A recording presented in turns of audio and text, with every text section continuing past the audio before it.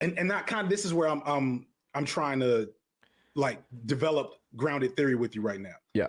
There's going back to the example of my son. There's a reason why I've taught my son how to respond to, you know, microaggressions or whatever term we want to use, insensitive racial jokes in his environment. And it's because though in that situation, those jokes are precursors to actual material and existential harm. And in this woman situation, that's not the case. Now, that doesn't make it okay per se, right?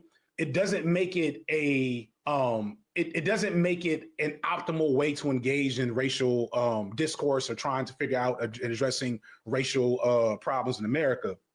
But the problem I often have with even entertaining anti-white racism is the very premise puts them on the same playing field.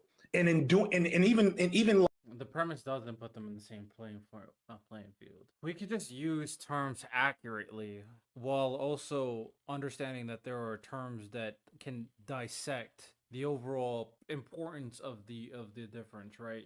Racism is a term that 100% exists. Systematic racism is also a term that 100% exists. If someone is being racist against someone in a situation, there can be different circumstances where a power dynamic allows certain racism to have more weight than others. Like, for example, if someone was being racist towards a black person in freaking bumfuck nowhere in Kentucky, then that black person is at the power disadvantage. He surrounded by a bunch of yeehaws. You know what I'm saying? Was that racist? I like jokes. So that person's at a disadvantage. There's white people being racist to him.